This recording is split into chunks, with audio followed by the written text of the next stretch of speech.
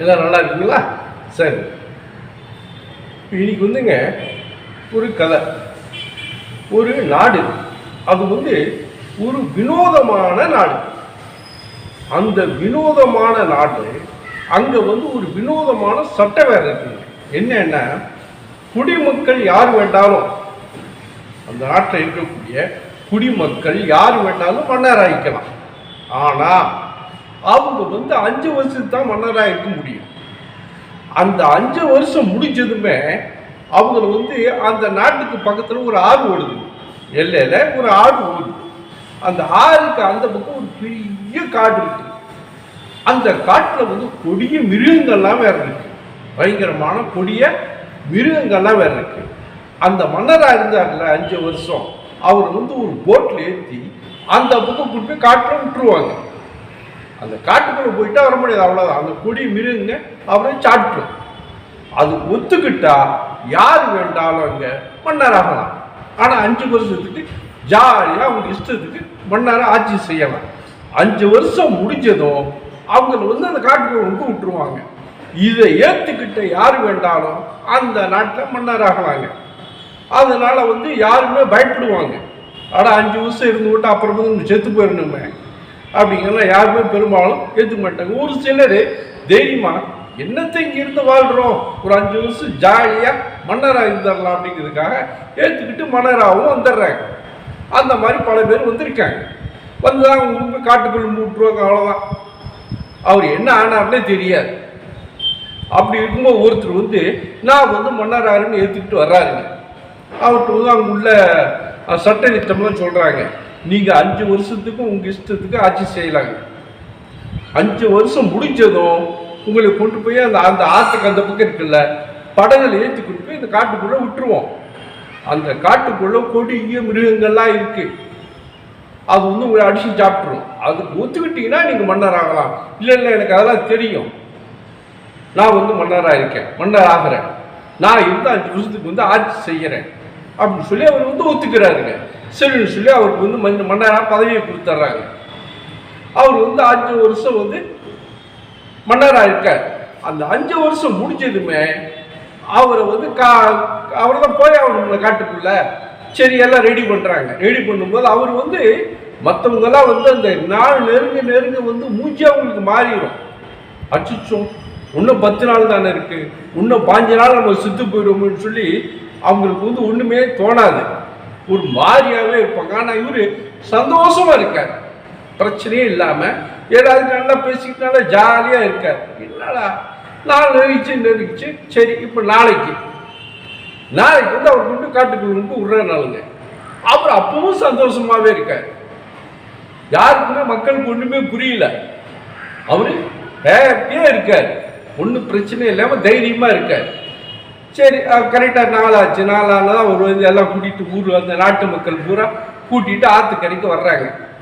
வந்து படகை வந்து கொண்டு வாங்க, அவர் கொண்டு அந்த பக்கம் உள்ளாங்கும் போது அந்த வீணா போன படகெல்லாம் வேணாம், நான் வந்து வேற ஸ்பெஷல் படகு ஏற்பாடு பண்ணியிருக்கேன் பாரு, ஸ்பெஷல் படகு சிறப்பாக அழகாக தயார் பண்ணியிருக்கேன், அந்த படகை கொண்டு வர சொல்லுங்க அப்படிங்கிறப்ப அதே மாதிரி ஒரு படகு வருதுங்க, ரொம்ப அழகாக அலங்காரம் பண்ணி சூப்பராக இருக்கு. அந்த படகு வந்து இவரும் சும்மா அருமையாக ட்ரெஸ் பண்ணி சந்தோஷமா ஹேப்பியா எல்லாத்துக்கும் டாட்டா காமிச்சிட்டு போட்டில் ஏறுறாரு. ஏன்னா இதுக்கு முன்னாடி உள்ள மன்னர்கள்லாம் வந்து இந்த மாதிரி காட்டுக்குள்ள போகும்போது அழுது புலம்பி போவாங்க, பதறுவாங்க, ஐயோ நம்ம ஏன் தான் இந்த மன்னர் பதவி ஏற்றுக்கிட்டோமேன்னு. இவர் அதெல்லாம் ஒன்றுமே காமிச்சுக்கல, சந்தோஷமா ஹேப்பியா போறார். மக்களுக்கெல்லாம் ஒன்றுமே புரியல, டாட்டா காமிச்சிட்டு போட்டில் போயிட்டாரு. அந்த பக்கம் போய் காட்டு விட்டு விட்டாங்க. என்னன்னா இவர் வந்து 5 வருஷம் பதவியில் இருந்தார் பார்த்தீங்களா, அப்போ வந்து மற்ற மன்னர்கள் மாதிரி இல்லாம இவர் வந்து கிளீனா பிளான் பண்ணி இருந்திருக்காரு. என்ன பண்ணாருன்னா, முன்ன பதவி ஏற்று கொஞ்ச நாள்லயே வந்து முன்ன வந்து ஒரு 1000 வீரர்களை அந்த காட்டுக்குள்ள அனுப்பிச்சிட்டார். இவர்கிட்ட பதவி இருக்குல்ல, இவர் வந்து என்ன வேணாலும் செய்யலான் இருக்குல்ல, அதனால ஒரு 1000 வீரர்களை காட்டுக்குள்ள அனுப்பிச்சு நீங்க போய் அங்க இருக்க என்னென்ன கொடிய மிருகங்க இருக்கோ எல்லா மிருகங்களையும் காலி பண்ணியிருக்கு, எல்லாத்தையும் கொண்டு போட்டோம் அப்படின்ட்டாப்ல. சரி, ஸோ 1000 வீரர்கள் போய் எல்லா அங்கிருந்து என்னென்ன கொடிய மிருகங்க இருக்கோ எல்லாத்தையும் கொன்னுட்டாங்க. கொன்னுட்டு அப்புறம் அதுக்கு பின்னாடி என்ன அந்த வேலை முடிஞ்சதும் ஒரு 1000 விவசாயிகள் நல்ல விவசாயிகளை தேர்ந்தெடுத்து அந்த விவசாயிகளை அனுப்பிச்சு இந்த மாதிரி உள்ள ஒரு காடு இருக்குல்ல, அந்த காட்டில் வந்து கொடியும் மிருகம்லாம் ஒன்றும் இல்லை, நீங்கள் தைரியமாக போய் எப்படியாவதும் அந்த பூமியை வந்து நல்ல விவசாய பூமியாக செழிப்பான பூமியாக மாற்றுன்னு சொல்லி ஒரு 1000 பேர்த்து அவங்களுக்கு தேவையானதெல்லாம் கொடுத்து உதவிகளை செஞ்சு அந்த காட்டுக்குள்ளே அனுப்பிச்சி விட்றாரு. அவங்க போய் அந்த காட்டையே வந்து செழிப்பான பூமியாக அருமையான பயிர் விளையிற பூமியாக மாற்றிட்டாங்க.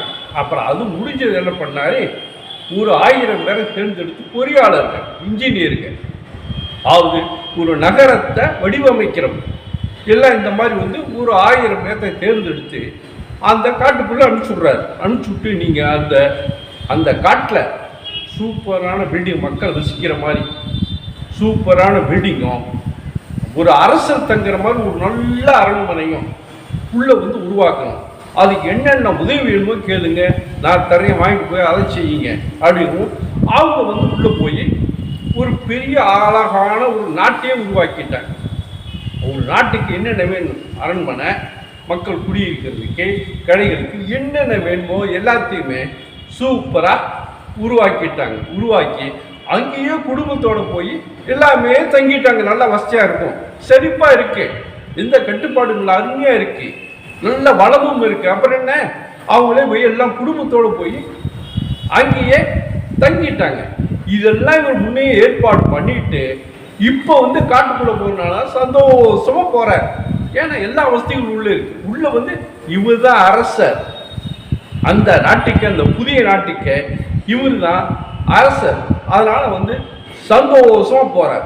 பிளான் பண்ணி போனனால அவருக்கு வந்து எந்த பதட்டமும் இல்லை. இந்த மாதிரி புத்திசாலித்தனமா வேற எந்த மன்னர்களும் செய்யலை.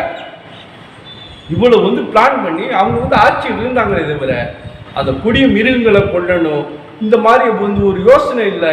இவர் வந்து எல்லாம் பிளான் பண்ணி செய்யவும் சூப்பரா சந்தோஷமா போற. இந்த மன்னர் வந்து இப்ப மறுபடியும் மன்னராகவே இருக்காருங்க. இவர் மன்னராக இருக்கிறது காரணம் என்ன, இவர் வந்து நம்ம 5 வருஷம் செத்துருவோம் அப்படின்னாலும் நம்ம சாகவும் கூடாது, அதே மாதிரி மன்னராகவே வாழணுங்கிறதுக்காக திட்டம் போட்டு செயல்படுத்தியிருக்காருங்க. அதை வந்து திட்டம் போட்டு கரெக்டாக செயல்படுத்துவோம். மறுபடியும் வந்து அவர் மன்னராகவே வேறு ஒரு இடத்துல உட்காந்துட்டாரு. இதுக்கு காரணம் என்ன, அவர் பக்காவாக செயல்பட்டு அந்த திட்டத்தை வந்து அடையிறதுக்கு என்னென்ன செய்யணுமோ அதுக்காக நல்லா உழைச்சி செயல்பட்டு மறுபடியும் மன்னராக வந்துட்டார். மறுபடியும் இப்போ வந்து சாக வேண்டிய ஒரு எல்லாரும் செத்துருவாங்கன்னு நினைச்ச அந்த மன்னர் வந்து இப்போ உயிரோடவே வாழ்றாரு. அதே மாதிரி இது வந்து மன்னருக்கு மட்டும் இல்லைங்க, எல்லாத்துக்கும் உள்ளதுதான். நம்மளும் ஒரு கஷ்டமான வேலையாக இருந்தாலும் அதை வந்து திட்டமிட்டு செயல்பட்டால் நம்மளுக்கும் வெற்றி கண்டிப்பாக கிடைக்கும். வெற்றி பெறுவோம். நன்றி.